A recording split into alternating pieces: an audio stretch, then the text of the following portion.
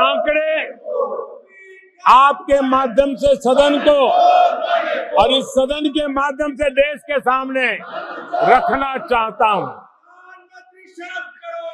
जहां जहां भाजपा और कांग्रेस का सीधा मुकाबला था या जहां कांग्रेस मेजर पार्टी थी और साथी के पास 1-2-3 सीटें थी, वहां कांग्रेस का स्ट्राइक रेट सिर्फ और सिर्फ 26% है, 26% है। लेकिन जहां किसी का पल्लू पकड़ करके चलते थे, जहां वो जूनियर पार्टनर थे, किसी दल ने उनको कुछ दे दिया मौका, ऐसे राज्यों में कांग्रेस जहां जूनियर पार्टनर थी, उनका स्ट्राइक रेट 50% है और कांग्रेस की 99 सीटों में से ज्यादातर सीटें उनके सहयोगियों ने उनको जिताया है। और इसलिए मैं कहता हूं ये परजीवी कांग्रेस है। 16 राज्यों में जहां कांग्रेस अकेले लड़ी, वहां उसका वोट शेयर इस चुनाव में गिर चुका है। आदरणीय सभापति जी, गुजरात, छत्तीसगढ़ और मध्य प्रदेश, इन 3 राज्यों में जहां कांग्रेस अपने दम पर लड़ी और 64 में से 64 में से सिर्फ 2 सीट जीत पाई है, 64 में से 2। इसका साफ मतलब है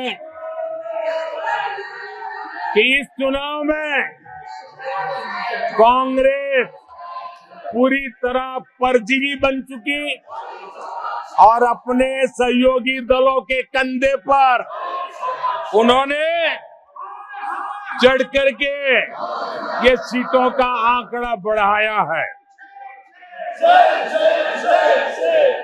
अगर कांग्रेस ने अपने सहयोगियों के जो वोट खाए हैं, वो अगर न खाए होते तो लोकसभा में उनके लिए इतनी सीटें जीत पाना भी बहुत मुश्किल था।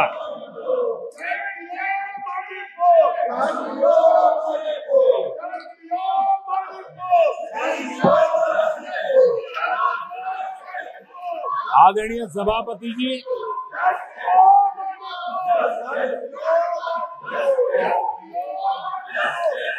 ऐसे समय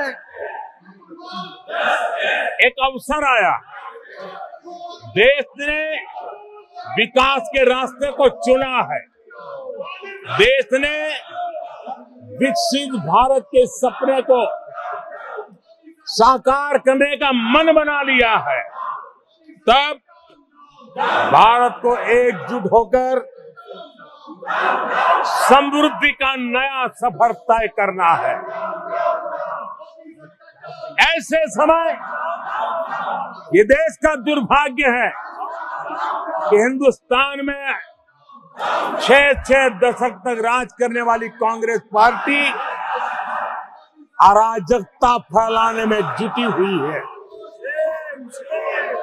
ये दक्षिण में जाकर उत्तर के लोगों के खिलाफ बोलते हैं, ये उत्तर में जाकर के पश्चिम के खिलाफ जहर उगलते हैं, पश्चिम के लोगों के खिलाफ बोलते हैं, महापुरुषों के खिलाफ बोलते हैं।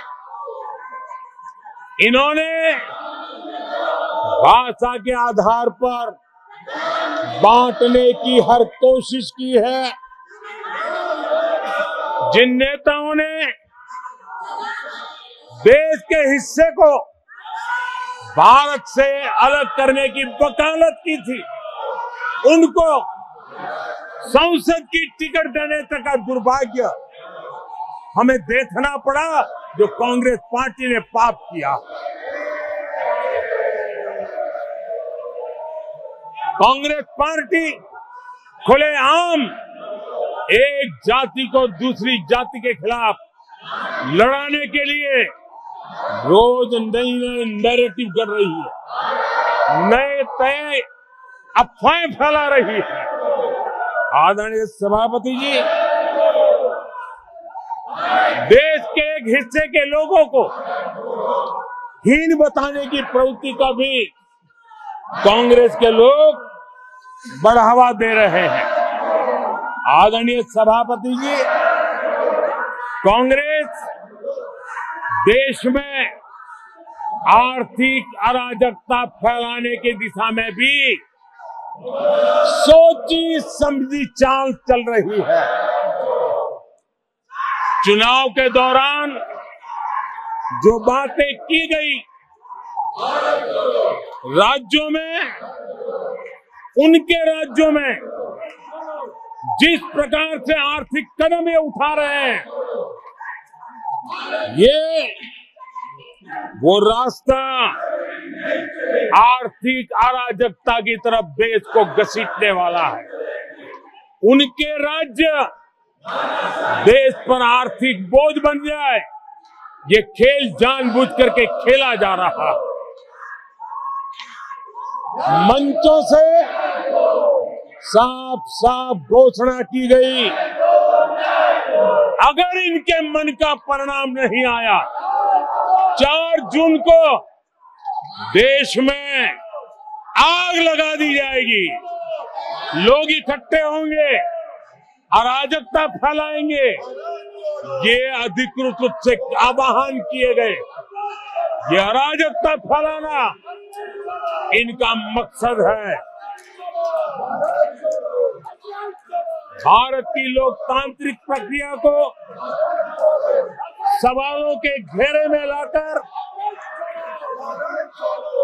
अराजकता फैलाने का प्रयास किया गया है।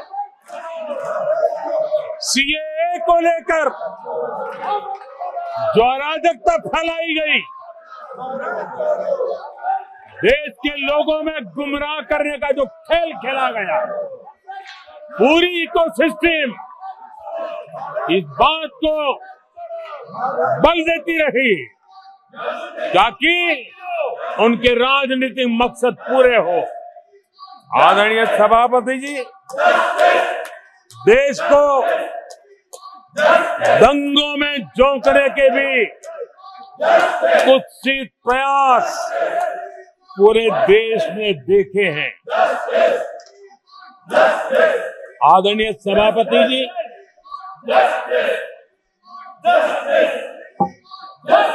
आजकल सिंपैथी गेन करने का एक नई ड्रामेबाजी शुरू की गई है, नया खेल खेला जा रहा है। मैं एक किस्सा सुनाता हूं। एक बच्चा स्कूल से आया और जोर जोर से रोने लगा और उसकी माँ भी डर गई, क्या हो गया, बहुत रोने लगा और फिर कहने लगा, माँ मुझे आज स्कूल में मारा गया, आज स्कूल में मुझे उसने मारा, आज स्कूल में मुझे इसने मारा, और जोरों जोरों से रोने लगा। माँ परेशान हो गई। उसने उसे पूछा कि बेटा बात क्या थी, लेकिन वो बता नहीं रहा था, बस रो रहा था, मुझे मारा मुझे मारा।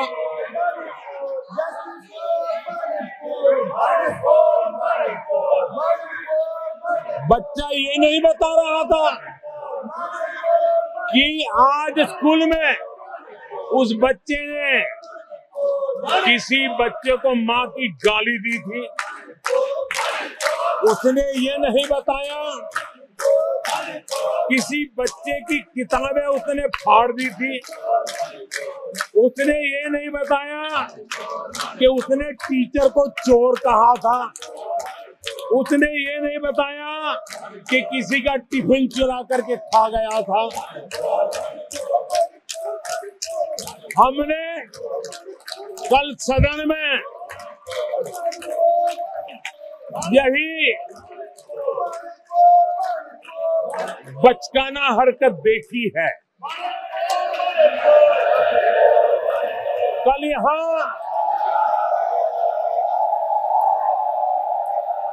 यहाँ बालक बुद्धि का विलाप चल रहा था। मुझे मारा गया, मुझे इसने मारा, मुझे उसने मारा, मुझे यहाँ मारा, मुझे वहां मारा, ये चल रहा था। आदरणीय सभापति जी, सिंपैथी हासिल करने के लिए ये नया ड्रामा चलाया गया है। लेकिन देश सच्चाई जानते हैं कि ये हजारों करोड़ रुपए उसकी हेराफेरी के मामले में जमानत पर बाहर है।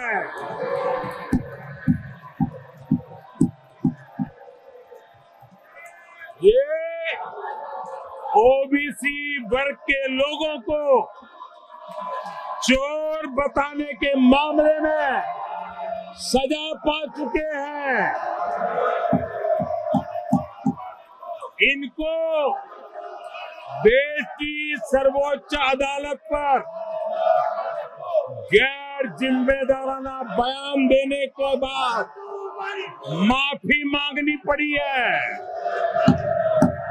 इन पर महान स्वातंत्र सेनानी वीर सावरकर जैसे महान व्यक्तित्व का अपमान करने का मुकदमा है। इन पर देश की सबसे बड़ी पार्टी के अध्यक्ष को हत्यारा कहने का मुकदमा चल रहा है। इन पर अनेक नेताओं, अधिकारियों, संस्थानों पर झूठ बोलने के गंभीर आरोप है और वो केस चल रहे हैं। आदरणीय सभापति जी, बालक बुद्धि में ना बोलने का ठिकाना होता है और न ही बालक बुद्धि में व्यवहार का कोई ठिकाना होता है। और जब ये बालक बुद्धि पूरी तरह सवार हो जाती है तो सदन में भी किसी के गले पड़ जाते हैं।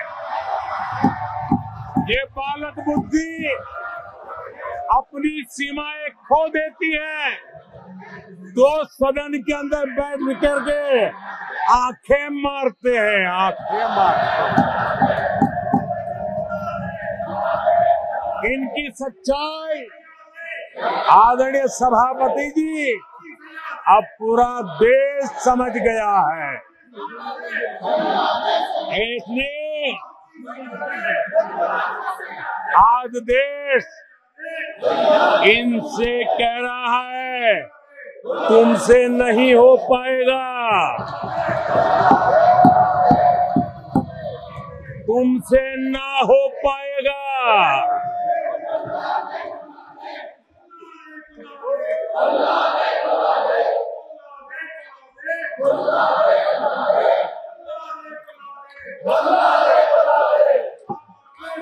बैठिए माननीय स्पीकर।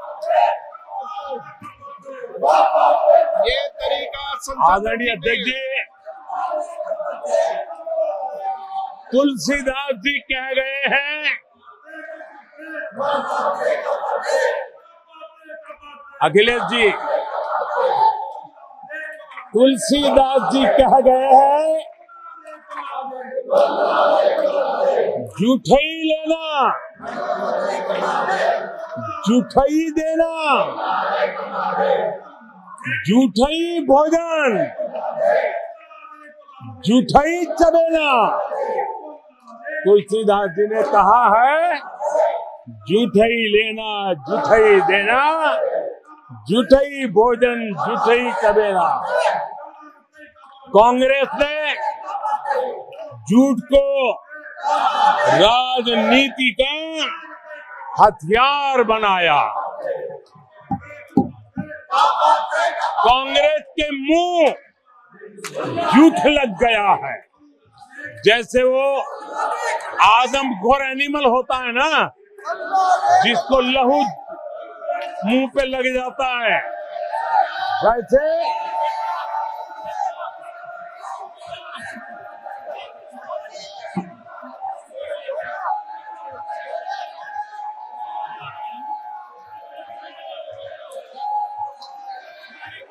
आदरणीय सभापति जी, कांग्रेस के मुंह झूठ का खून लग गया है। देश ने कल 1 जुलाई को फटाखट दिवस भी मनाया है।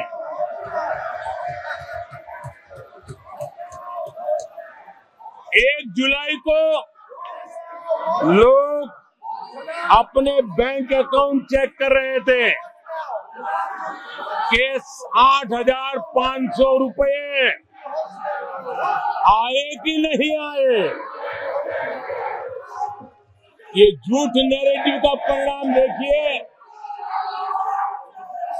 इसी चुनाव में कांग्रेस ने देशवासियों को गुमराह किया।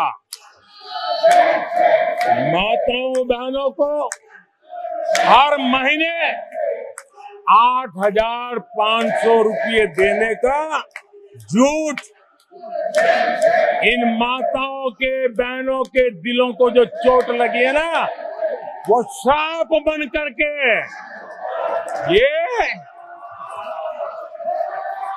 कांग्रेस को तबाह करने वाली है। आदरणीय सभापति जी, ईवीएम को लेकर झूठ, संविधान को लेकर झूठ, आरक्षण को लेकर झूठ, उससे पहले राफेल को लेकर झूठ, HAL को लेकर के झूठ, LIC को लेकर के झूठ, बैंकों को लेकर झूठ, कर्मचारियों को भी भड़काने के प्रयास हुए। हौसला तो इतना बढ़ गया कि कल सदन को भी गुमराह करने का प्रयास हुआ। कल अग्निवीर को लेकर सदन में झूठ बोला गया। कल यहां भरपूर असत्य बोला गया कि MSP नहीं दिया जा रहा। अध्यक्ष जी, संविधान की गरिमा से खिलवाड़ ये सदन का दुर्भाग्य है। और अनेक बार लोकसभा में जीत करके आए लोग सदन की गरिमा के साथ खिलवाड़ करें, ये शोभा नहीं देता है। आदरणीय सभापति जी, जो दल 60 साल तक यहां बैठा है, जो सरकार के कामों को जानता है, जिसके पास अनुभवी नेताओं की श्रृंखला है, वे जब अराजकता के इस रास्ते पर चले जाएं, झूठ के रास्ते को चुन ले, तब देश गंभीर संकट की तरफ जा रहा है। इसका सबूत मिल रहा है। आदरणीय सभापति जी, सदन की गरिमा से खिलवाड़, ये हमारे संविधान निर्माताओं का अपमान है, इस देश के महापुरुषों का अपमान है, देश के लिए आजादी के लिए बलिदान देने वाले वीर सपूतों का अपमान है। और इसलिए आदरणीय सभापति जी, मैं जानता हूं आप बहुत सहृदयी हैं, आप उदार मन के मालिक हैं, आप संकट के समय भी हल्की फुल्की मीठी मुस्कान के साथ चीजों को झेल लेते हैं। लेकिन आदरणीय सभापति जी, अब जो हो रहा है, कल जो हुआ है, वो गंभीरता से लिए बिना संसदीय लोकतंत्र को हम रक्षित नहीं कर पाएंगे।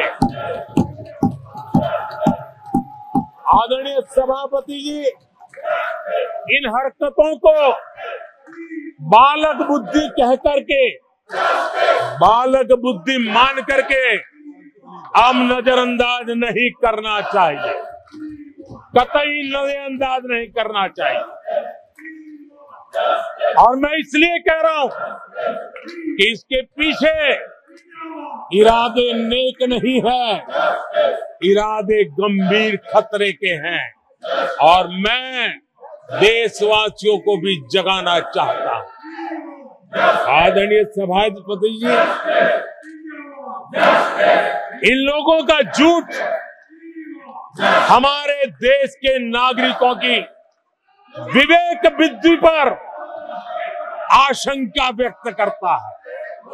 उनका झूठ देश के सामान्य विवेक बुद्धि पर एक तमाचा मारने की निर्लज्ज हरकत है। आदरणीय सभापति जी, ये हरकतें देश की महान परंपराओं पर तमाचा है। आदरणीय सभापति जी, इस सदन की गरिमा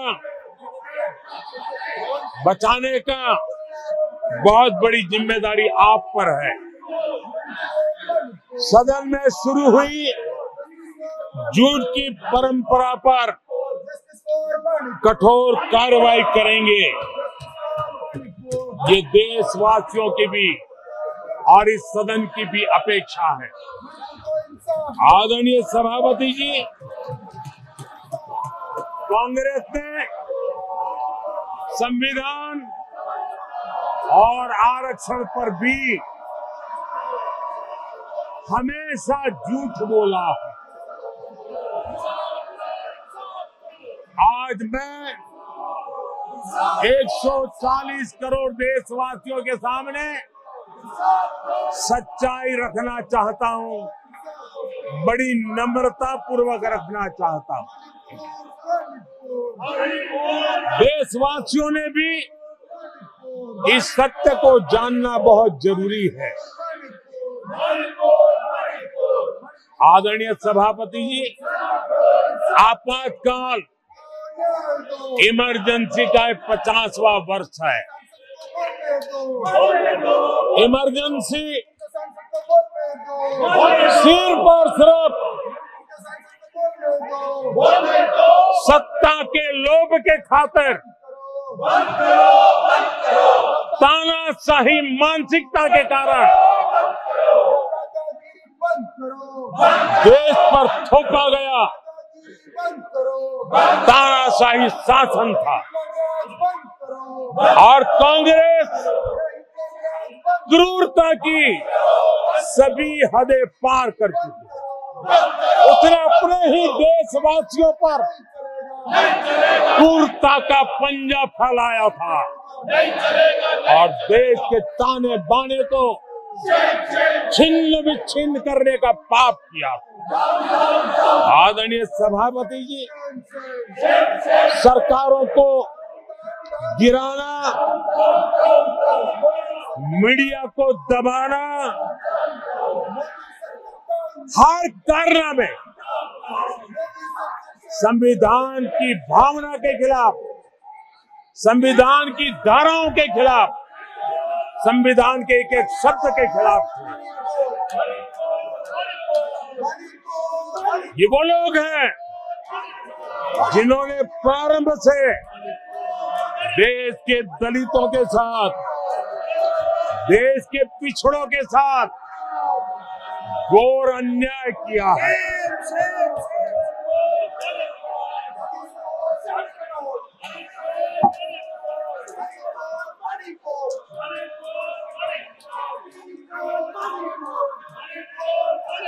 आदरणीय सभापति जी, और इसी कारण से बाबा साहब आम्बेडकर ने कांग्रेस की दलित विरोधी, पिछड़े विरोधी मानसिकता के कारण नेहरू जी की कैबिनेट से इस्तीफा दिया था। उन्होंने पर्दाफाश किया था कि कैसे नेहरू जी ने दलितों, पिछड़ों के साथ अन्याय किया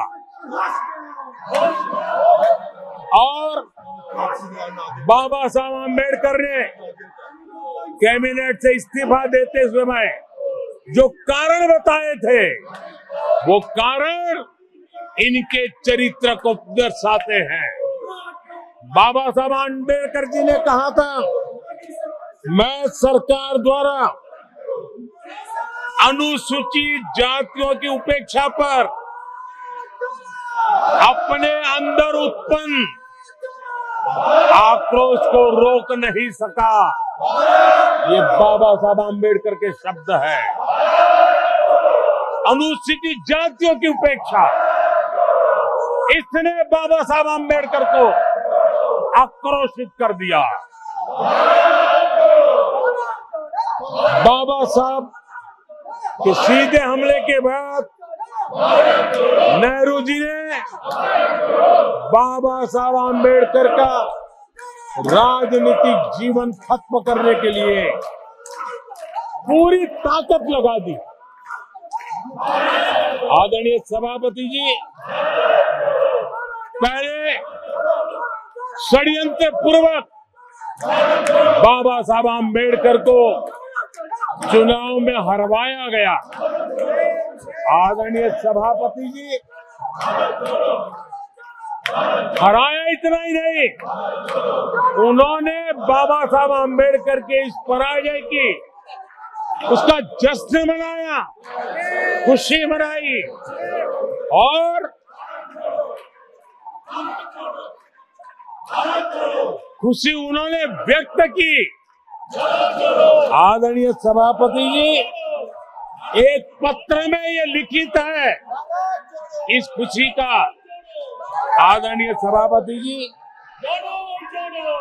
बाबा साहब की तरह ही दलित नेता बाबू जगजीवन राम जी को भी उनका हक नहीं दिया गया।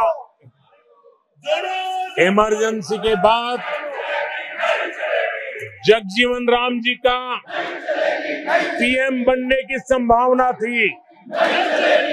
इंदिरा गांधी जी ने पक्का किया कि जगजीवन राम जी किसी भी हालत में पीएम न बने, और एक किताब में लिखा गया है कि किसी भी कीमत पर जगजीवन राम प्रधानमंत्री नहीं बनने चाहिए। अगर बन गए तो वो हटेंगे नहीं जिंदगी पर। ये इंदिरा जी गांधी का कोट उस किताब में है। कांग्रेस ने चौधरी चरण सिंह जी के साथ भी यही व्यवहार किया, उनको भी नहीं छोड़ा था। पिछड़ों के नेता, कांग्रेस पार्टी के अध्यक्ष, बिहार के सपूत सीताराम केसरी के साथ भी अपमानित व्यवहार करने का पाप इसी कांग्रेस ने किया था। आदरणीय सभापति जी, कांग्रेस पार्टी प्रारंभ से ही आरक्षण की घोर विरोधी रही है। नेहरू जी ने तो मुख्यमंत्रियों को चिट्ठी लिख करके साफ साफ शब्दों में आरक्षण का विरोध किया था। कांग्रेस के एक प्रधानमंत्री श्रीमती इंदिरा गांधी जी ने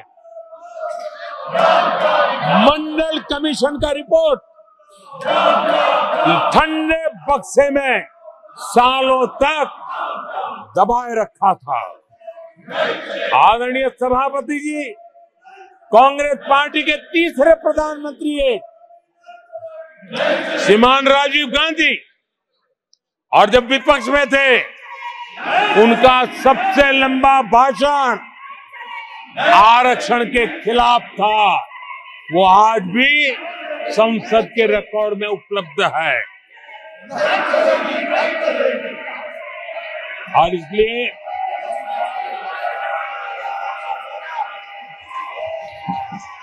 आदरणीय सभापति जी, मैं आज एक गंभीर विषय पर आपका और देशवासियों का ध्यान आकर्षित करना चाहता हूं। कल जो हुआ, इस देश के कोटि कोटि देशवासी आने वाली सदियों तक माफ नहीं करेंगे। आदरणीय सभापति जी, 131 साल पहले, 131 ईयर पहले स्वामी विवेकानंद जी ने शिकागो में कहा था,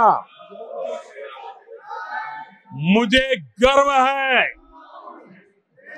कि मैं उस धर्म से आता हूं जिसने पूरी दुनिया को सहिष्णुता और वैश्विक स्वीकृति सिखाई है। 131 साल पहले हिंदू धर्म के लिए विवेकानंद जी ने अमेरिका के शिकागो में दुनिया के दिग्गजों के सामने कहा था। आदरणीय सभापति जी, हिंदू सहनशील है, हिंदू अपनत्व को लेकर के जीने वाला समूह है। इसी कारण भारत का लोकतंत्र, भारत की इतनी विविधताएं, उसका वैविध्य की विराटता आज उसी के कारण पनपी है और पनप रही है। आदरणीय सभापति जी, गंभीर बात है कि आज हिंदुओं पर झूठा आरोप लगाने की साजिश हो रही है, गंभीर षड्यंत्र हो रहा है।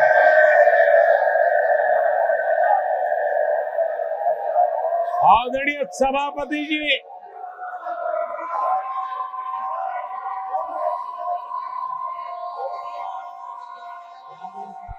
आदरणीय सभापति जी,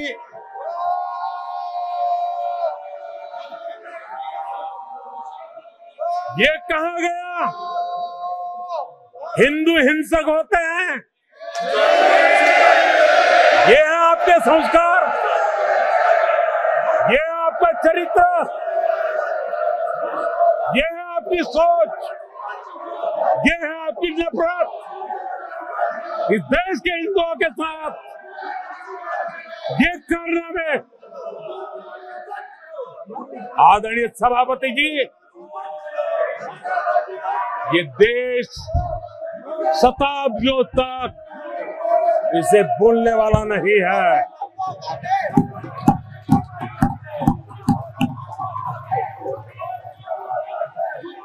कुछ दिन पहले हिंदुओं में जो शक्ति की कल्पना है उसके विनाश की घोषणा की गई थी। आप किस शक्ति की विनाश की बात करते हैं? ये देश सदियों से शक्ति का उपासक है। ये मेरा बंगाल माँ दुर्गा की पूजा करता है, शक्ति की उपासना है। ये बंगाल माँ काली की उपासना करता है, समर्पित भाव से करता है। आप उस शक्ति के विनाश की बातें करते हो। ये वो लोग हैं जिन्होंने हिंदू आतंकवाद ये शब्द गढ़ने की कोशिश की थी।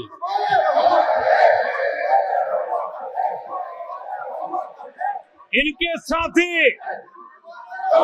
हिंदू धर्म को उसकी तुलना डेंगू, मलेरिया ऐसे शब्दों से करें और ये लोग तालियां बजाएं, ये देश कभी माफ नहीं करेगा। आदरणीय सभापति जी, एक सोची समझी रणनीति के तहत इनका पूरा इकोसिस्टम, हिंदू परंपरा, हिंदू समाज, इस देश की संस्कृति, देश की विरासत, इसको नीचा दिखाना, उसे गाली देना, उसे अपमानित करना, हिंदुओं का मजाक उड़ाना, इसे फैशन बना दिया है और उसको संरक्षण देने का काम अपने राजनीतिक स्वार्थ के लिए ऐसे तत्व कर रहे हैं। आदरणीय सभापति जी,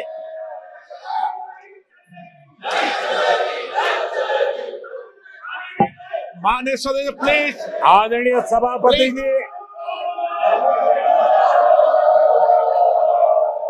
हम बचपन से सीखते हुए आए हैं, गांव का हो, शहर का हो, गरीब हो, अमीर हो, इस देश का हर बच्चा ये जानता है ईश्वर का हर रूप, आदरणीय सभापति जी, ईश्वर का हर रूप दर्शन के लिए होता है। ईश्वर का कोई भी रूप निजी स्वार्थ के लिए, प्रदर्शन के लिए नहीं होता है। जिसके दर्शन होते हैं उसके प्रदर्शन नहीं होते हैं। आदरणीय सभापति जी, हमारे देवी देवताओं का अपमान 140 करोड़ देशवासियों के दिलों को गहरी चोट पहुंचा रहा है।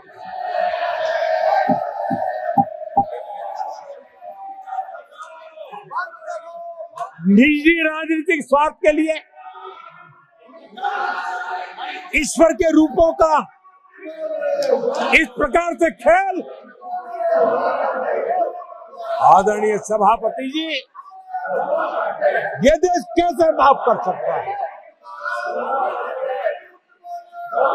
आदरणीय सभापति जी, सदन के कल के दृश्यों को देख करके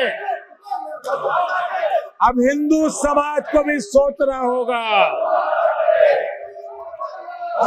क्या ये अपमानजनक बयान संयोग है या कोई प्रयोग की तैयारी है? ये हिंदू समाज को सोचना पड़ेगा। आदरणीय सभापति जी, हमारी सेनाएं देश का अभिमान है। सारे देश को उनके साहस और हमारी सेना की वीरता पर गर्व है। और आज सारा देश देख रहा है हमारी सेनाएं, हमारा डिफेंस सेक्टर आजादी के बाद इतने सालों में जितना नहीं हुआ, इतने रिफॉर्म हो रहे हैं। हमारी सेना को आधुनिक बनाया जा रहा है। हर चुनौती को हमारी सेना मुंह तोड़ जवाब दे सके, इसलिए युद्ध के सामर्थ्य वाली सेना बनाने के लिए हम भरपूर प्रयास कर रहे हैं, रिफॉर्म कर रहे हैं, कदम उठा रहे हैं, देश की सुरक्षा का मकसद लेकर के। बीते कुछ सालों में बहुत सारी चीजें बदली है। सीडीएस का पद बनने के बाद इंटीग्रेशन और सशक्त हुआ है। आदरणीय सभापति जी, हमारी सशस्त्र सेनाओं के बीच उनके सहयोग से जो लंबे समय से युद्ध शास्त्र के निष्णातों का मत था कि भारत में थिएटर कमांड जरूरी है, आज मैं संतोष के साथ कह सकता हूं कि सीडीएस व्यवस्था बनने के बाद देश में सुरक्षा के लिए जरूरी थिएटर कमांड की दिशा में प्रगति हो रही है। आदरणीय सभापति जी, आत्मनिर्भर भारत, उसमें हमारी सेना को आत्मनिर्भर बनाना, उसकी भी बहुत बड़ी महत्वपूर्ण भूमिका निभाई जा रही है। हमारी देश की सेना युवा होनी चाहिए। सेना दुश्मनों के दांत खट्टे करने के लिए होती है। हमें हमारे युवाओं पर भरोसा होना चाहिए। सेना में युवाओं की ताकत बढ़ानी चाहिए और इसलिए हम लगातार युद्ध योग्य सेना बनाने के लिए रिफॉर्म कर रहे हैं। समय पर रिफॉर्म न करने के कारण हमारी सेना का बहुत नुकसान हुआ है, लेकिन ये सार्वजनिक बातें कहने योग्य नहीं होने के कारण मैं मेरे मुंह को ताला लगा करके बैठा हूं। आदरणीय सभापति जी, देश की सुरक्षा एक गंभीर मसला होता है। आदरणीय सभापति जी, ऐसे रिफॉर्म्स का उद्देश्य किसी भी परिस्थिति में, अब युद्ध के रूप बदल रहे हैं, संसाधन बदल रहे हैं, शस्त्र बदल रहे हैं, टेक्निक बदल रही है, ऐसे में हमें हमारी सेनाओं को उसी चुनौतियों के अनुरूप तैयार करना, ये बहुत बड़ी जिम्मेवारी होती है, जिसको निभाने के लिए गालियां खा करके भी, झूठे आरोप सह करके भी, मुंह पर ताला लगा करके हम काम कर रहे हैं। ऐसे समय देश की सेना को आधुनिक बनाना, सशक्त बनाने के ऐसे समय कांग्रेस क्या कर रही है? ये झूठ फैला रहे हैं।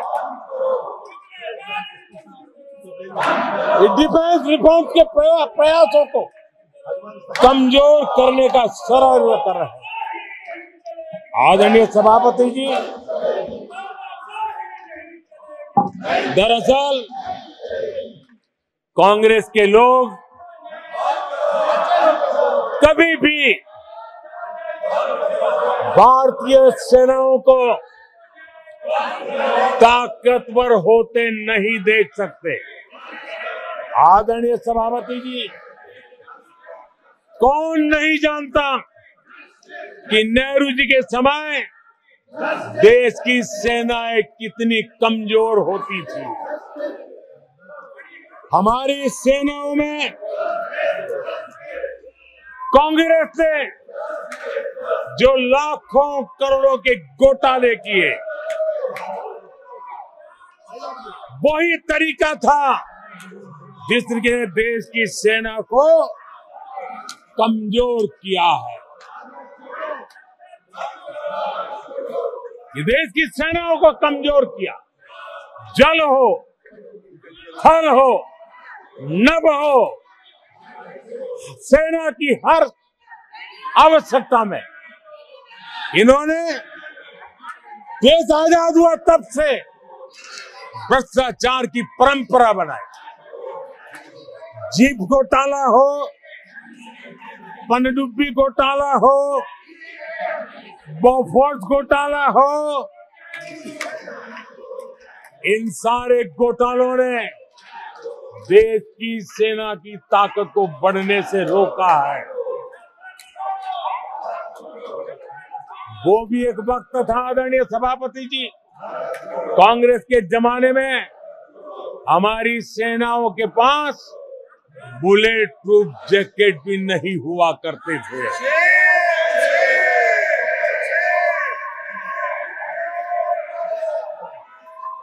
सत्ता में रहते हुए देश की सेना को तो बर्बाद किया ही किया, उसको कमजोर किया ही किया, लेकिन ये कारनामे विपक्ष में जाने के बाद भी चलते रहे। विपक्ष में जाने के बाद भी सेना को कमजोर करने के लगातार प्रयास होते रहे। जब ये कांग्रेस सरकार में थे तो फाइटर जेट नहीं लिए, और जब हमने कोशिश की तो कांग्रेस हर तरह की साजिश पर उतर आई। फाइटर जेट एयरफोर्स तक न पहुंच पाए, इसके लिए साजिशें की गई। और आदरणीय सभापति जी, ये बालक बुद्धि देखिए कि राफेल के छोटे छोटे खिलौने बना करके उड़ाने में मजा लेते थे, देश की सेना का मजाक उड़ाते थे। अब देखिए, कांग्रेस ऐसे हर कदम का, हर रिफॉर्म का विरोध करती है जो भारत की सेना को मजबूती दे, भारत की सेना को मजबूत बनाए। माननीय सदस्यों, सभा की कार्रवाई माननीय प्रधानमंत्री जी के भाषण तक के लिए बढ़ाई जाती है और सभा की सारी कार्रवाई पूरे होने तक बढ़ाई जाती है। आदरणीय सभापति जी, समय देने के लिए और समय का विस्तार करने के लिए मैं आपका हृदय से आभार व्यक्त करता हूं। आदरणीय सभापति जी, अब कांग्रेस के लोगों को ये पता चल गया है कि हमारे नौजवानों की ऊर्जा, हमारे सैनिकों का आत्मबल ही हमारे सशस्त्र बलों की सबसे बड़ी शक्ति है। और अब इस पर हमला करके और एक नया तरीका सेना में भर्ती को लेकर सरासर झूठ फैलाया जा रहा है, ताकि लोग, मेरे देश के नौजवान मेरे देश की रक्षा करने के लिए सेना में न जाए, उनको रोकने के लिए षड्यंत्र हो रहा है। आदरणीय सभापति जी, मैं इस सदन के माध्यम से जानना चाहता हूं, आखिर किसके लिए कांग्रेस हमारी सेनाओं को कमजोर करना चाहती है? किसके फायदे के लिए कांग्रेस वाले सेना के संबंध में इतना झूठ फैला रहे हैं? आदरणीय सभापति जी, वन रैंक वन पेंशन को लेकर के देश के शहीद जवानों को उनकी आंखों में धूल झोंकने का प्रयास किया गया। आदरणीय सभापति जी, हमारे देश में श्रीमती इंदिरा गांधी जी ने वन रैंक वन पेंशन की व्यवस्था को खत्म किया था। दशकों तक कांग्रेस ने वन रैंक वन पेंशन को लागू नहीं होने दिया और चुनाव जब आए तो 500 करोड़ रुपया दिखाकर निवृत्त सेना नायकों को मूर्ख बनाने की कोशिशें भी की गई, लेकिन उनका इरादा था हो सके उतना वन रैंक वन पेंशन को टालते रहना। एनडीए सरकार ने वन रैंक वन पेंशन लागू की और आदरणीय सभापति जी, भारत के पास संसाधन कितने ही सीमित क्यों न हो, लेकिन उसके बावजूद भी, कोरोना की कठिन लड़ाई के बावजूद भी 1,20,000 करोड़ रुपए हमारे पूर्व सैनिकों को वन रैंक वन पेंशन के रूप में दिए गए।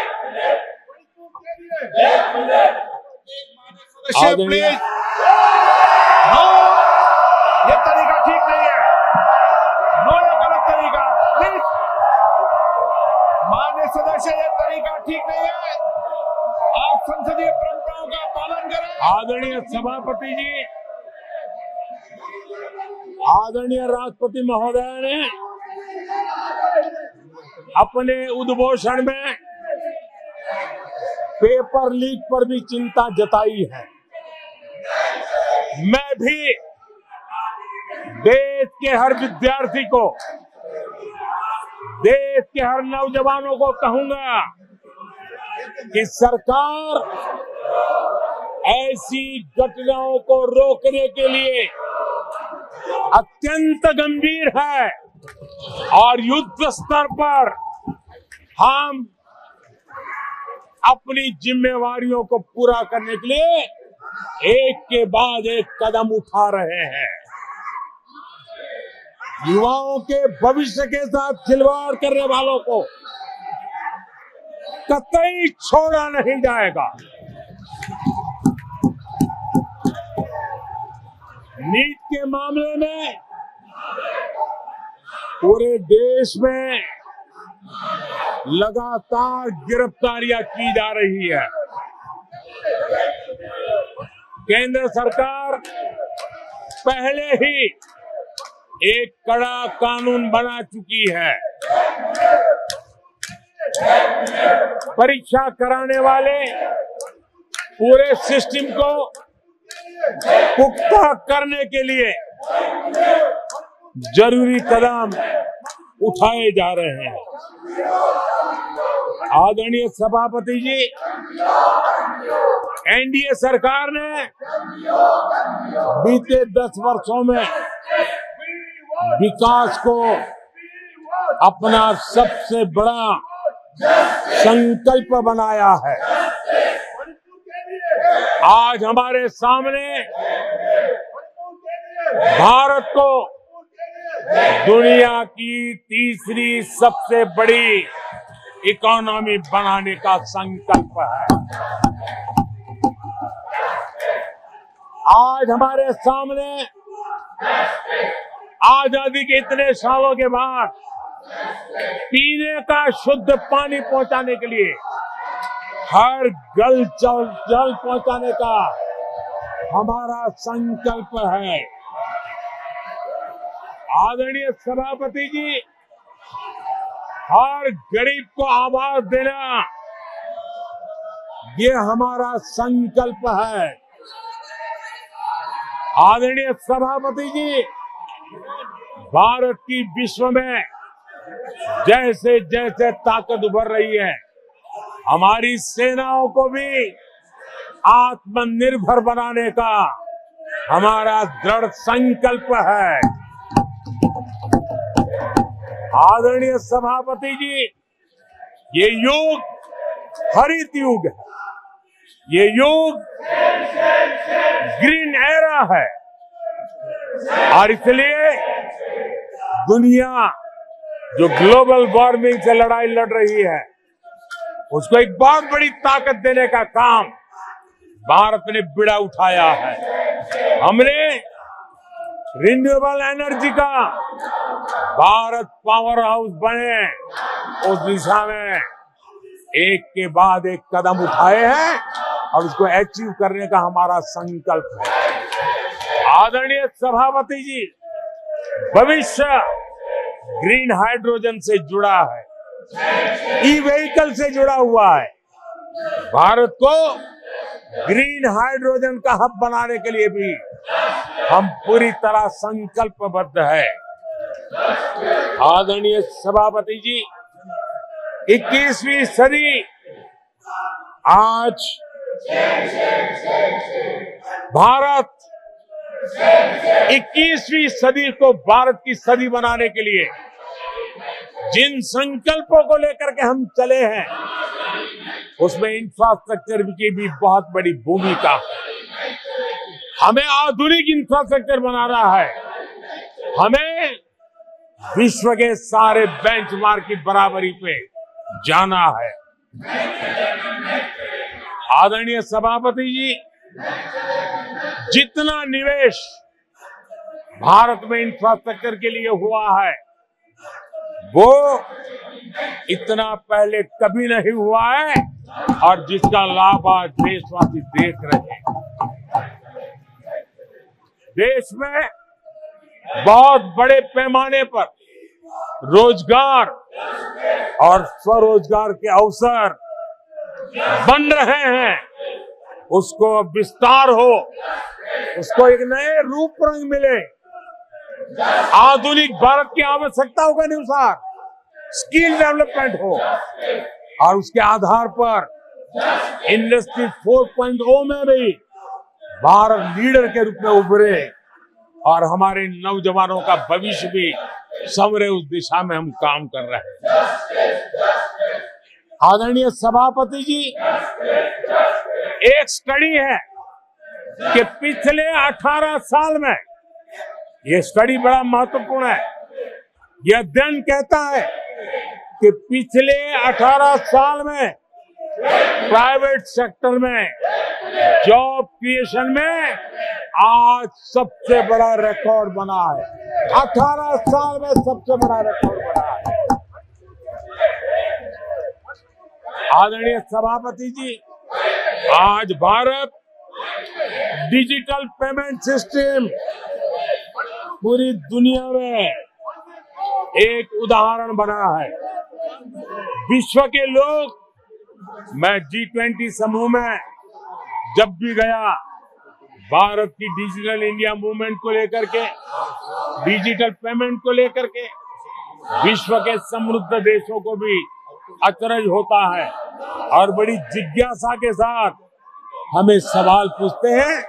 ये भारत की सफलता की बहुत बड़ी कहानी है। माननीय सदस्य प्लीज, ये तरीका ठीक नहीं है। नो। आदरणीय सभापति जी, जैसे जैसे भारत आगे बढ़ रहा है, स्वाभाविक है प्रतिस्पर्धा भी बढ़ रही है और चुनौतियां भी बढ़ रही है। जिन्हें भारत की प्रगति से दिक्कत है,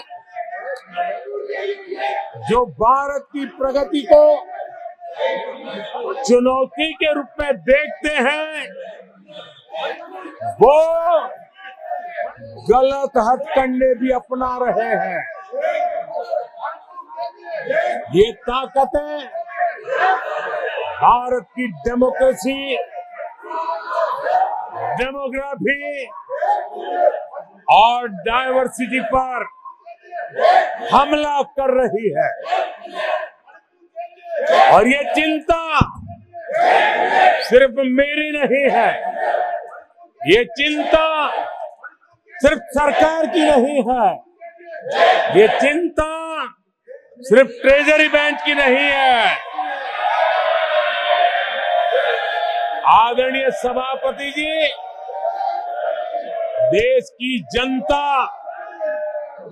और माननीय सुप्रीम कोर्ट तक सबको इन बातों से चिंतित है। सुप्रीम कोर्ट ने जो कहा है वो कोर्ट मैं आज सदन के सामने रखना चाहता हूं। सुप्रीम कोर्ट का एक कोर्ट देश के करोड़ों करोड़ लोगों के लिए भी कैसे कैसे संकट आने की संभावनाएं दिख रही है, इसकी तरफ इशारा करता है। आदरणीय सभापति जी, सुप्रीम कोर्ट ने अपने एक जजमेंट में बड़ी गंभीरता पूर्वक कहा है, और मैं कोट पढ़ता हूं, ऐसा लगता है इस महान देश की प्रगति पर, ऐसा लगता है इस महान देश की प्रगति पर संदेह प्रकट करने, उसे कम करने और हर संभव मोर्चे पर उसे कमजोर करने का एक ठोस प्रयास किया जा रहा है। ये सुप्रीम कोर्ट की बात पढ़ रहा हूं। सुप्रीम कोर्ट आगे कह रही है, इस तरह के किसी भी प्रयत्न या प्रयास को आरंभ में ही रोक दिया जाना चाहिए। देश की सुप्रीम कोर्ट का एक कोर्ट है। आदरणीय सभापति जी, सुप्रीम कोर्ट ने जो भावना व्यक्त की है, इस पर हम यहाँ वाले या वहां वाले, सदन में है उन्होंने, सदन के बाहर उन्होंने, सबको गंभीरता से विचार करने की आवश्यकता है। आदरणीय सभापति जी, भारत में भी कुछ लोग हैं जो ऐसी ताकतों की मदद कर रहे हैं। देशवासियों को ऐसी ताकतों से सतर्क रहने की जरूरत है।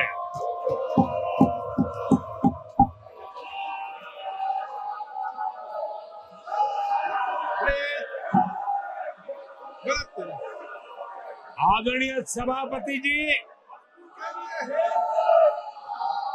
2014 में सरकार में आने के बाद देश के सामने एक बहुत बड़ी चुनौती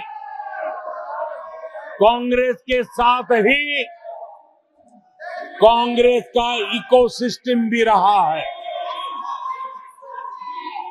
ये इकोसिस्टम से मिली खाद पानी, इसके दम पर एक कांग्रेस की मदद से ये इकोसिस्टम 70 साल तक फला फूला है। मैं आज सभापति जी इस इकोसिस्टम को चेतावनी देता हूं।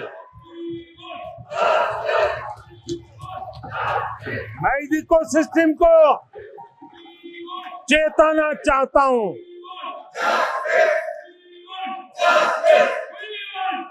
इकोसिस्टम की जो हरकतें हैं, जिस तरह इकोसिस्टम ने ठान लिया है कि देश की विकास यात्रा को रोक देंगे, देश की प्रगति को डिरेल कर देंगे, मैं आज इकोसिस्टम को बता देना चाहता हूं, उसकी हर साजिश का जवाब अब उसी की भाषा में मिलेगा।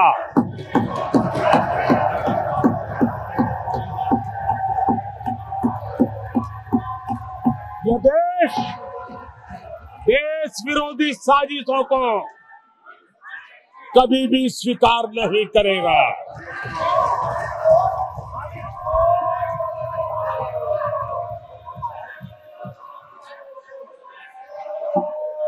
आदरणीय सभापति जी,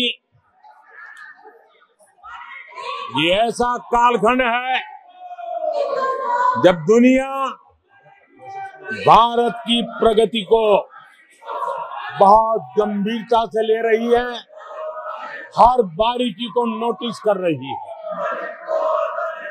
आदरणीय सभापति जी, अब चुनाव हो चुके हैं। 140 करोड़ देशवासियों ने 5 साल के लिए अपना निर्णय जनादेश दे दिया है। आवश्यक है कि विकसित भारत के निर्माण के लिए इस संकल्प को सिद्धि में बदलने के लिए इस सदन के सभी माननीय सदस्यों का योगदान होना चाहिए। मैं उन सबको निमंत्रित करता हूं कि विकसित भारत के संकल्प को पूर्ण करने के लिए आप भी जिम्मेवारी के साथ आगे आइए। देश हित के विषय पर हम साथ चले, मिलकर के चले और देशवासियों की आशा आकांक्षाओं को पूरा करने में हम कोई कमी न रहने दें। आदरणीय सभापति जी,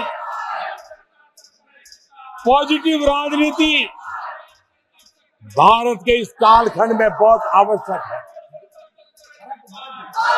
और मैं हमारे साथी पक्षों को भी कहना चाहूंगा, इंडी गठबंधन के पक्ष के लोगों को कहना चाहूंगा कि आप आइए मैदान में, गुड गवर्नेंस में स्पर्धा करें। जहां जहां आपकी सरकारें हैं वो एनडीए की सरकारों के साथ गुड गवर्नेंस में स्पर्धा करें, डिलीवरी में स्पर्धा करें, लोगों की आकांक्षा पूरी करने में स्पर्धा करें। देश का भला होगा, आपका भी भला होगा। आदरणीय सभापति जी, आप अच्छे कामों के लिए एनडीए के साथ स्पर्धा करें। आप रिफॉर्म्स के मामले में हिम्मत करें। जहां जहां आपकी सरकारें हैं वो रिफॉर्म से कदम बढ़ाएं और वो विदेशी निवेश को आकर्षित करें।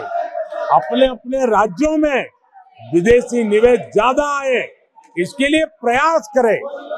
उनको ये अवसर है, उनके पास राज्यों में कुछ सरकारें हैं और इसके लिए वो भाजपा की सरकारों से स्पर्धा करें, एनडीए की सरकारों से स्पर्धा करें, सकारात्मक स्पर्धा करें। जिन लोगों को जहां सेवा करने का मौका मिला है वहां पे वे रोजगार के लिए स्पर्धा करें। कौन सरकार ज्यादा रोजगार देती है, उस स्पर्धा के लिए मैदान में आए, एक तंदुरुस्त स्पर्धा हो। साथी आदरणीय सभापति जी, हमारे यहाँ भी कहा है कि गहना कर्मणो गति ही, गहना कर्मणो गति है, यानी कर्म की गति गहन है। इसलिए आक्षेप, झूठ, फरेब, डिबेट ऐसी जीतने के बजाय कर्म से, कुशलता से, समर्पण भाव से, सेवा भाव से जरा लोगों के दिल जीतने के लिए कोशिश होनी चाहिए। आदरणीय सभापति जी, मैंने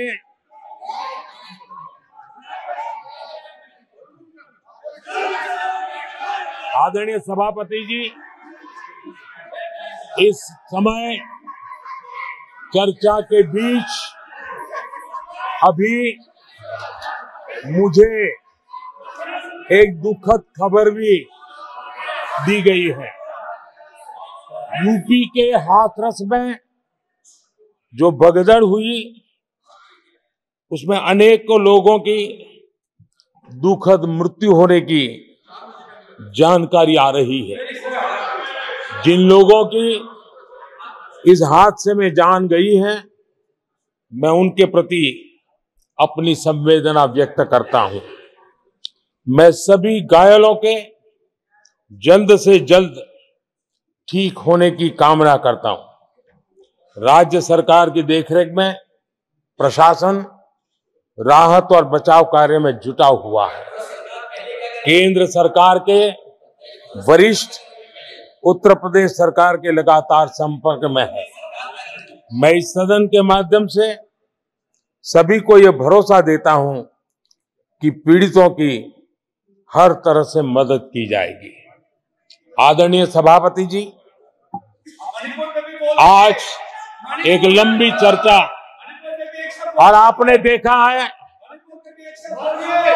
मैं पहली बार लोकसभा में प्रधानमंत्री के रूप में यहाँ सेवा के लिए आप लोगों ने अवसर दिया, तब भी मुझे ऐसा ही मुकाबला करना पड़ा था।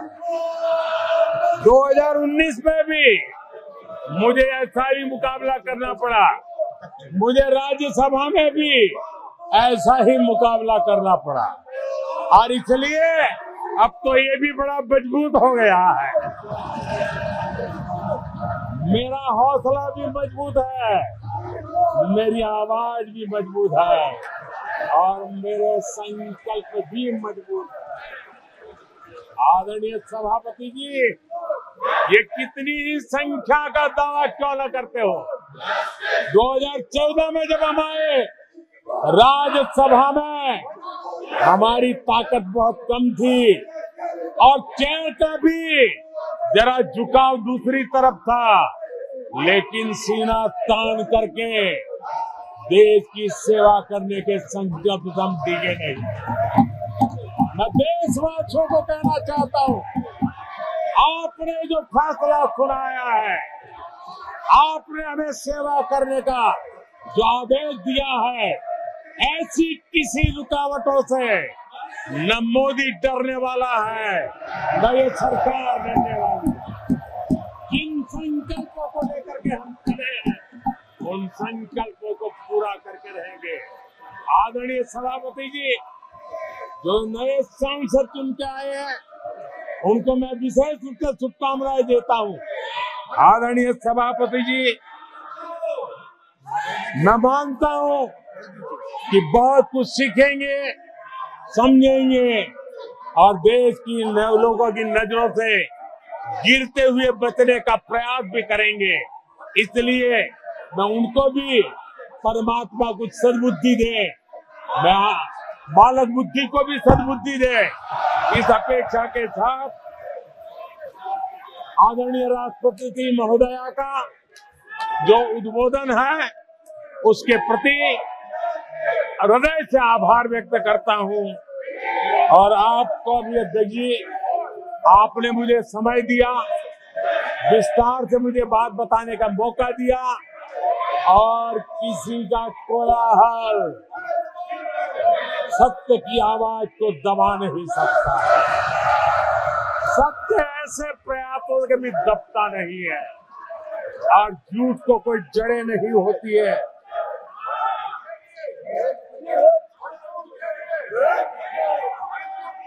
आदरणीय सभापति जी,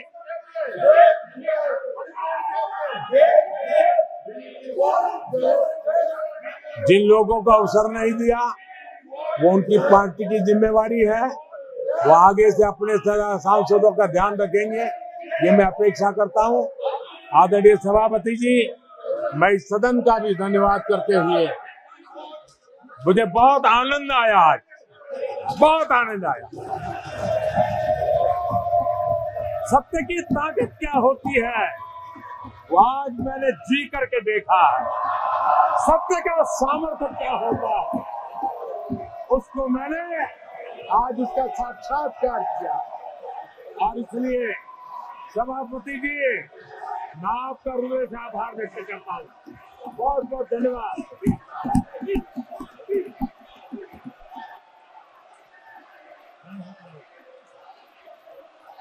सर पढ़िए सर।